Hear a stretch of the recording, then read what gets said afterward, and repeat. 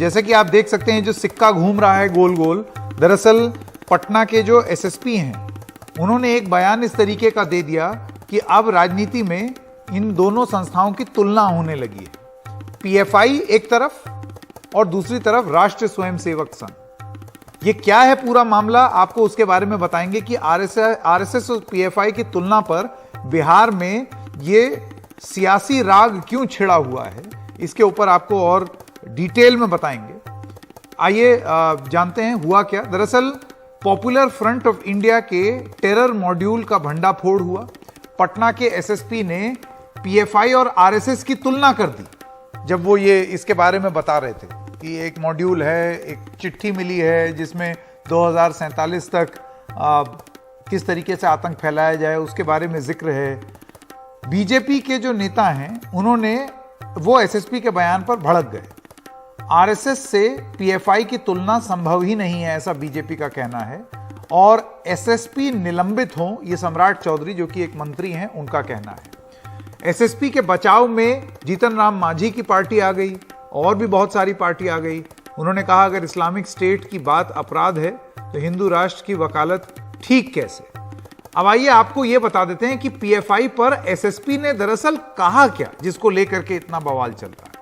उनका यह कहना था कि जिस तरह आरएसएस की शाखाओं में प्रशिक्षण होता है उसी तरह शारीरिक प्रशिक्षण दे रहे थे, ब्रेन वॉश करने का काम कर रही थी पीएफआई। तो ये उन्होंने बोला और इसी चीज पर, इस एक पॉइंट पर अब राजनीतिक बवाल छिड़ा हुआ है बिहार में कि ये तुलना कैसे कर दी। तो बड़ा सवाल हम यही पूछ रहे हैं कि क्या ये तुलना सही है या गलत, और इस तुलना पर क्या एसएसपी एक एस्पेक्ट या एक चीज के प्रति इशारा करते हुए कि जिस तरीके से कैंप लगते हैं उस तरीके से कैंप लगा रहे थे, सिर्फ वो तुलना कर रहे थे और उन्होंने आरएसएस को आतंकवादी संगठन नहीं बोला। क्या है असलियत और कितनी है सियासत, आइए इस पर अपनी बहस शुरू करते हैं।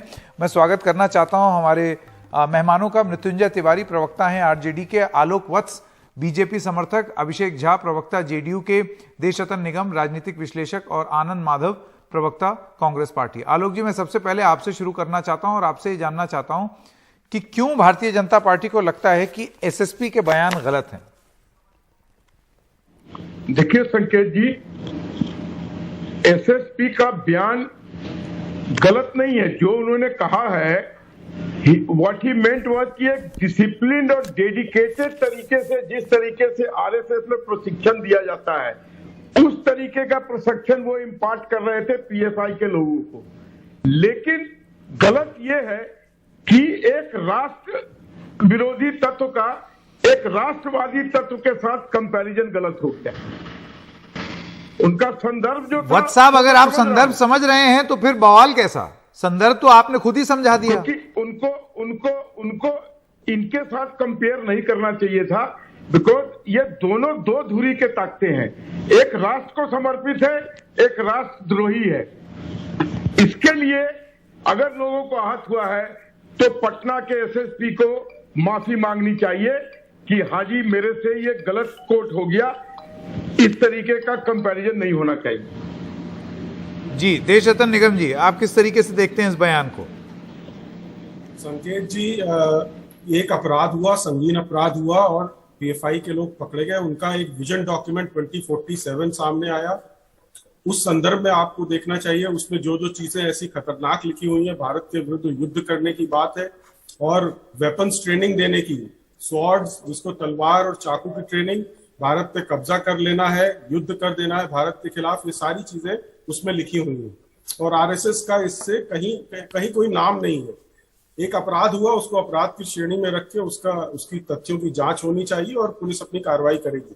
वहां आरएसएस का नाम डाल के राजनीतिकरण करने की कोशिश की गई है। और आज जो भी जानता है, जो भी शाखा में गया है कभी भी, वो पता लग जाएगा उसको कि वहां पर व्यक्ति निर्माण होता है, चरित्र निर्माण होता है व्यक्ति का, जो राष्ट्र को सर्वोपरि रखता है आरएसएस की शाखा में। और वहां पर आपको देखने को मिलेगा सामाजिक समरसता। वहां सरनेम तक अपना सरनेम तक लोगों का पता नहीं होता वहां पर। और इस तरह की तुलना करना, एसएसपी अपने, मेरे ख्याल से उनके खिलाफ अनुशासनहीनता की कार्रवाई होनी चाहिए। आरएसएस का कहीं कोई नाम नहीं, कुछ नहीं। जो समाज में समरसता लाने की कोशिश करता है, राष्ट्र को सर्वोपरि रखता है, सारी आपदाओं में सबसे पहले स्वयं सेवक पहुंचते हैं। और दूसरी तरफ पीएफआई, आप देखें ना कि कॉन्स्टिट्यूशन का इस्तेमाल करिए, झंडे का इस्तेमाल करिए अपने असली मकसद को छुपाने के लिए, जो आपने सीए में, एंटी सीए प्रोटेस्ट में देखा, शाहीन बाग में देखा, सब जगह देखा। कैसे आप तुलना कर सकते हैं?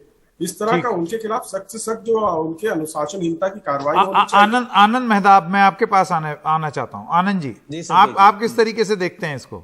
आपको लगता है कि एसएसपी ने तुलना गलत कर दी या उस तुलना के गलत मायने निकाले जा रहे हैं?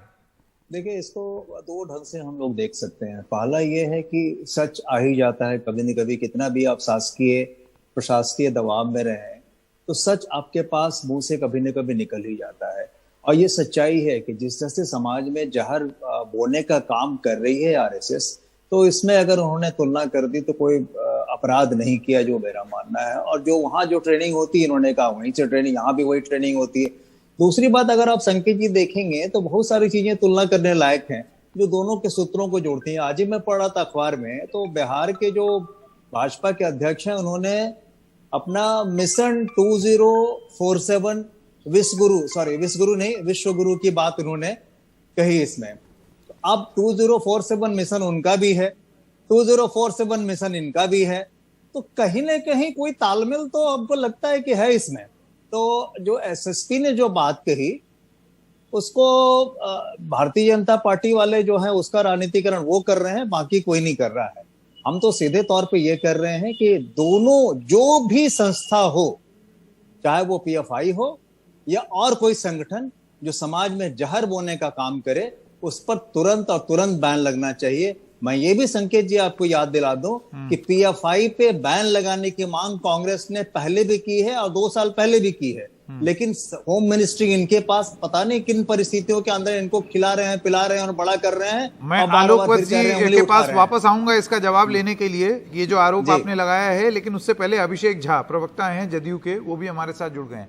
अभिषेक जी, मैं आपसे ये जानना चाहता हूं कि ये एसएसपी की तुलना एक संदर्भ में की हुई तुलना है, एक बड़ा कंपैरिजन वो बना रहे हैं आरएसएस और पीएफआई के बीच में, या एक भूल है एसएसपी की तरफ से? जदयू किस तरीके से देखती है इसको? देखिए, कोई भी सामाजिक संगठन हो, हम आरएसएस की बात करें या किसी अन्य सामाजिक संगठन की बात करें, जो सामाजिक सरोकार से जुड़ा हुआ होता है और सामाजिक चीजें उसमें होती हैं, उसकी तुलना हम कभी भी ऐसे संगठन से नहीं कर सकते हैं जिसमें किसी भी तरह की आतंकी गतिविधियां होती हैं। इस बात का पक्षधर कोई नहीं होगा। रहा सवाल कि एसएसपी का बयान तो मीडिया के माध्यम से लोगों के सामने आया ही है, लेकिन जो जानकारी हम लोगों के पास है या वार्तालाप के आधार पर जो चीजें हम लोग समझ पा रहे हैं, उसमें मसला यह है कि एसएसपी महोदय ने उन अभियुक्तों के बयान को कोट किया है जो अभियुक्त इस पूरे मामले में पकड़े गए हैं, और उन्होंने ही इस तरह की शब्दावली की अपने कॉन्फेशन में ये बातें बताई थी, तो उन्होंने ये बातें मीडिया के सामने रखी हैं। अब आप जानते हैं कि पुलिस के अच्छा, तो आपका ये कहना है कि एसएसपी दरअसल ये चीज खुद नहीं बोल रहे हैं, वो अभियुक्तों ने जो पुलिस को बताया है वो चीज उजागर कर रहे थे? जी, एक जो अभी जानकारी हम लोग के सामने आई तो कोई बवाल ही नहीं होना चाहिए। हाँ, जो जानकारी अभी हम लोग के पास आई है, हालांकि एडीजी लॉ एंड ऑर्डर ने एक शोकॉज नोटिस जारी किया है और एक स्पष्टीकरण उनसे मांगा है। हमें लगता है कि अपने स्पष्टीकरण में इन चीजों को वो बतला देंगे और चीजें एक बार सामने चली आएंगी। एक बार चीजें सामने चली आती हैं, उसके बाद ही इस पर कोई प्रतिक्रिया दे पाना उचित होगा। मैं वापस आना चाहता हूं देश रत्न निगम जी के पास। आप किस तरीके से जवाब देंगे? देखिए, फिर तो कोई बवाल ही नहीं होना चाहिए अगर वो अभियुक्तों को कोर्ट कर रहे हैं। देखिए, अगर वो कोर्ट कर रहे हैं तो उन्हें बोलना चाहिए कि उन लोगों ने अपने अपराध को छुपाने के लिए आरएसएस का नाम लिया है। तो अगर वो इस तरह बोलते तो कोई विवाद ही नहीं होता। उन्होंने तो उसको हवा दे दी, तूल दे दी। और दूसरा, अभी आनंद माधव जी बोल रहे थे कि आरएसएस का विजन 2047 विश्व गुरु भारत को बनाने का है, भारत के खिलाफ युद्ध करने का पीएफआई का है विजन। उनका पूरा डॉक्यूमेंट अगर आप पढ़ेंगे तो वो युद्ध करने की भारत से बात कर रहे हैं, टर्की से मदद लेने की बात कर रहे हैं। तो दोनों विजन को किस तरह आप कंपेयर कर सकते हैं? उनका ये भी कहना है कि कांग्रेस पार्टी मांग कर रही है पीएफआई को बैन किया जाए, फिर वो तो चाहिए। देखिए, सुप्रीम कोर्ट में सॉलिसिटर जनरल थे, उन्होंने वहां पे स्टेटमेंट दिया था कि कोई भी निर्णय लेने से पहले हम सारे तथ्य सबूत हम इकट्ठे कर रहे हैं। वो सुप्रीम कोर्ट में उन्होंने बयान दिया था एक हियरिंग में पीएफआई के केस में। तो वो पूरा प्रक्रिया चल रही है, सारे पुख्ता सबूत, क्योंकि ये लोग बड़ा सुविधा हो गई है, अपनी सुविधा के हिसाब से सारा काम करते हैं। अगर किसी पे कोई मैं आपको बता दूं मानव जी, एक और उदाहरण दे देता हूं। एक उदाहरण सुन लीजिए पहले। सिख फॉर जस्टिस करके एक आतंकवादी संगठन है जिसके खिलाफ सरकार गई, उसको डिक्लेयर करने के लिए उन्होंने उनको आतंकवादी संगठन घोषित कर दिया, लेकिन इसके लिए प्रक्रिया है। दिल्ली हाई कोर्ट गए, दिल्ली हाई कोर्ट में चीफ जस्टिस का सिंगल ट्राइब्यूनल था, उन्होंने सारे तथ्य देखे, सारे सबूत देखे, फिर डिक्लेयर किया सिख फॉर जस्टिस को आतंकवादी संगठन। वही प्रोसेस यहाँ पे भी लगेगा। देशरतन जी और वो जाएगा हाई कोर्ट, इसलिए स्वीकार करेंगे कि मैंगलोर, नहीं देशरतन जी पूरी जानकारी, मैं भी थोड़ी बात आपको बता दूं कि मैंगलोर कांड होने के तुरंत बाद प्रेस कॉन्फ्रेंस करके सिद्धारमैया ने और सुरजेवाला जी ने मांग की कि इस पे तुरंत बैन लगना चाहिए। 2 साल के करीब समय हो गए, तो 2 साल में ना आपने इस पे कोई काम किया, बल्कि ये फलता फूलता गया और इसमें रोज राज्य के लोग जुड़ते गए, कई कई राज्यों के लोग जुड़ते गए, कई कई शाखाएं इनकी होते गई। वो सब आपकी नजरों के सामने नहीं है। तो ये हमारा बिल्कुल हमारा देखिए प्लीज हमारी बात भी सुन लीजिए, हमारी बात सुन लीजिए, जवाब दीजिएगा। हमारी बात पूरी बात सुन लीजिए, हमारी बात पूरी सुन लीजिए, हमारी बात पूरी सुन लीजिए भाई साहब। अंतरराष्ट्रीय स्तर पे ट्रैकिंग करनी है, समय लगता है, वो कार्रवाई चल रही होगी। मैं सरकार अच्छा, तब तक कांड होते जाए, तब तक प्रधानमंत्री, मैं भी चाहता हूँ आपकी तरह जल्दी हो जाए, तब तक कांड होते जाए, प्रधानमंत्री के खिलाफ प्लॉटिंग हो, कभी बम विस्फोट हो और कभी इस तरह की घटना हो, और एक दिन पहले आप गिरफ्तार करें। आप कहें प्रक्रिया चल रही है, मैं देख रहा हूँ, मैं देखता हूँ, ऐसे नहीं काम होता है। एक एक करके आनंद जी, एक एक करके दर्शक नहीं समझेंगे इस तरीके से, एक एक करके। देशरतन निगम पहले। हाँ, मैं कह रहा हूँ कि जो कार्रवाई उसमें अंतरराष्ट्रीय तार भी जुड़े हैं, पैसा बाहर से आता है, वो सब करने हैं। दूसरा, आपको बैन लगा के कोई फायदा नहीं है। सिर्फ सिमी पे बैन लगा था, वो पीएफआई के रूप में आ गया। जो असली लोग हैं हमें उनको पकड़ना है। आपकी तरह हम भी चाहते हैं कि जल्दी हो, तो ये तो आरएसएस से तुलना मत कीजिए। आप इस पे कहेंगे कि इस पे जल्दी हो, मैं भी आपके साथ खड़ा हुआ। आलोक वत्स, अभी आपने झा जी की बात सुनी। उनका ये कहना है कि पुलिस वाले जो हैं वो तो कोर्ट कर रहे थे, अभियुक्त ने जो उनको बताया वो उन्होंने जनता को बताया। फिर क्या दिक्कत? अभियुक्त ने उनको कहा कि हम आरएसएस की तरफ ट्रेनिंग ले रहे हैं। मैं नहीं समझता हूँ। नहीं, वो ये कह रहे थे कि हमने जो अभियुक्त थे वो प्रशिक्षण कैंप उस तरीके से लगा रहे थे जैसे कि आरएसएस अपनी शाखा लगाती है। हाँ, तो ये तो मैं भी कह रहा हूँ कि उनका ये संदर्भ था कि ये ऑर्गेनाइज रूप में ये अपने लोगों को ट्रेनिंग दे रहे हैं। लेकिन कंपैरिजन किससे किया? ये राष्ट्र विरोधी ताकतों का राष्ट्रवादी ताकतों से कंपेयर किया, ये गलत था। इसके लिए उनको माफी मांगनी चाहिए। और ये जो लोग हैं पीएफआई के, इसमें विदेशों के तार जुड़े हुए हैं, विदेशों से फंडिंग आ रही है, 3-4 राज्य के लोग जुड़े हुए हैं। इनका मिशन 2047 में इस्लामिक स्टेट स्थापित करने का था। और इन सब प्रक्रिया में जो आनंद माधव जी कह रहे थे कि इमीडिएट बैन होना चाहिए, उसका कोई नहीं। इसका जब तक लोगों को ट्रैक करके जहां इनकी जड़ें हैं उस तक पहुंचने में टाइम लगता है। लेकिन जब इनको बंद किया जाएगा तो इनको पूरी तरीके से बर्बाद करके ही बंद किया जाएगा। आनंद जी, अब आपका जवाब।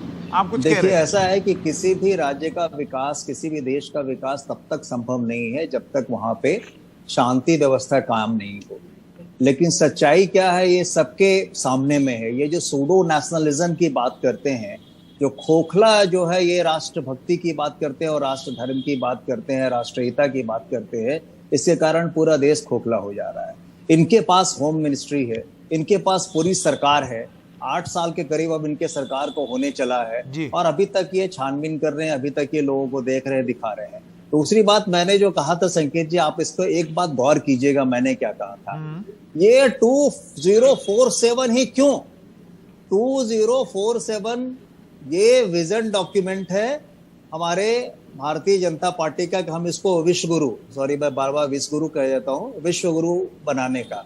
बड़ी अच्छी बात है। और इनका भी 2047 में इस्लामिक स्टेट है। मैं ये कहना चाहता हूँ, कहीं कोई तार तो जुड़े हुए नहीं है। जैसे पिछले दिनों कई आतंकी गिरफ्तार हुए हैं और उनसे भाजपा के तार बिल्कुल सामने में अच्छा ठीक है, ये देखिए ये नया ये जो आरोप है आप 2047 से भी ये तार जोड़ रहे हैं, आपको पता चल गया। ठीक है। मैं एक second Alok Vats, right to reply आपको दूंगा थोड़ी देर में राइट टू रिप्लाई देता हूं आपको और देश रतन निगम जी को, इस पर आप जवाब अपना दे दीजिएगा, आपका हक बनता है। लेकिन मृत्युंजय तिवारी आरजेडी के प्रवक्ता हैं, हमारे साथ अब जुड़ गए हैं। मृत्युंजय जी, मैं आपसे जानना चाहता हूं कि ये एसएसपी के मुंह से धोखे से निकल गया, गलत तुलना कर दी या सच बात बोल दी? यहां मत ये है, और जेडीयू के जो अभिषेक झा हैं उनका ये कहना है कि वो तो अभियुक्त उन्होंने जो बोला था उसको कोट कर रहे हैं, उनकी बात को दोहरा रहे थे। देखिए, सबसे पहली बात यह है कि कोई भी आईपीएस बनता है तो बहुत ही कठिन परीक्षा पास करके वो आईपीएस बनता है, और पटना के सीनियर एसपी ने कोई गलत बात नहीं कही, बिल्कुल सही बात कही। इसके लिए इतना हाय तौबा मचाना बीजेपी का और अपने ही शासन प्रशासन के अधिकारियों को इस तरह से हड़काना, उनको डिमोरलाइज करना, ये बिल्कुल ही उचित नहीं है। आतंकवादियों पर सब लोगों की राय, पूरे देशवासियों की, सभी राजनीतिक दलों की अलग नहीं हो सकती है।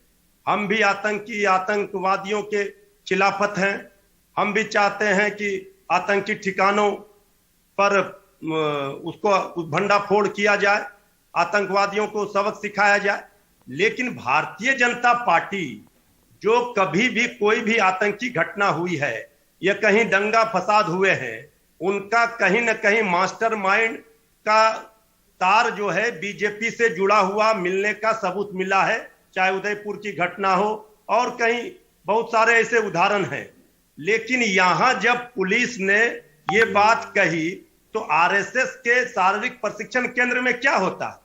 उन्होंने बराबरी की बात की। ये यही किया जाता है, उनको क्या शिक्षा दी जाती है? उनको भी इसी तरह से जो प्रोपगंडा खड़ा करने की, जो धर्म के आधार एक सेकेंड रुकिए देश जी और आलोक जी, आप दोनों को राइट टू रिप्लाई मिलेगा, दोनों को एक एक करके। मृत्युंजय जी देखिए, तो ये बात अगर एसएसपी पटना के उन्होंने कही, इसको लेकर के इस तरह का बवाल खड़ा करना बीजेपी का उचित नहीं है। इसलिए कि भारतीय जनता पार्टी को अच्छी तरह से पता है, जो आरएसएस के पाठशाला में, प्रशिक्षण केंद्र में भी इसी तरह का घृणा का वातावरण, या जहां जहां आरएसएस का जमीन मजबूत है वहां आप देखेंगे लोग मॉब लिंचिंग हो, ये दंगा हो, फसाद हो, इस तरह के सिखाए जाते हैं। उनको भी मानसिक रूप से ट्रेनिंग दिया जाता है। उन्होंने एक तुलनात्मक रूप से ये बात कही। उन्होंने ये नहीं कहा कि आरएसएस आतंकी संगठन है। आरएसएस पर 2 बार बैन भी लगे हैं। लेकिन बीजेपी को इस तरह से रिएक्ट करना, ठीक है, आप जवाब ले लेते हैं एक एक करके। पहले आलोक वत्स और उसके बाद देश रतन निगम। आलोक जी, आपका जवाब। मैं मृत्युंजय जी से यही पूछना चाहता हूं कि आरजेडी का 15 साल का कुशासन ये भूल गए हैं, जंगल राज भूल गए हैं।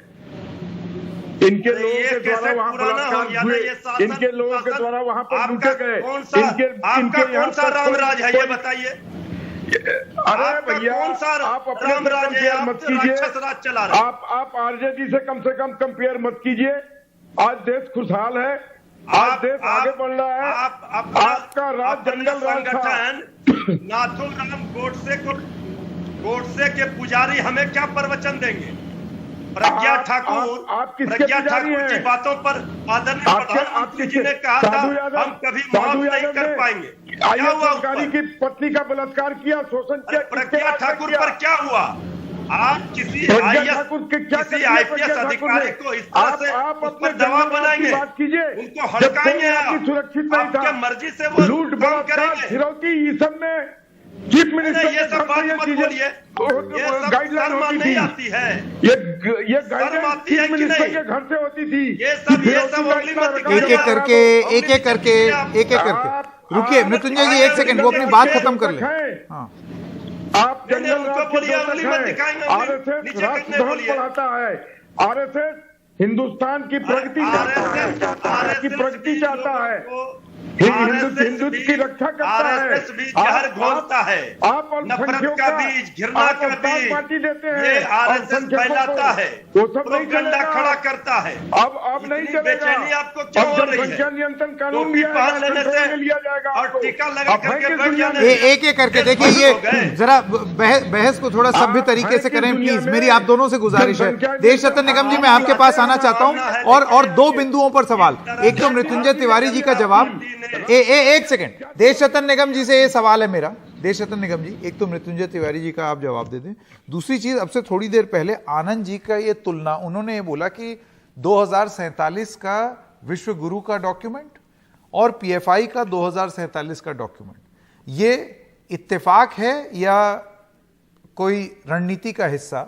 और उनका आरोप यह है कि हमने कई बार ऐसा देखा है कि आतंकवादियों का या जो क्रिमिनल्स हैं उनका भारतीय जनता पार्टी से तार उजागर हुआ है।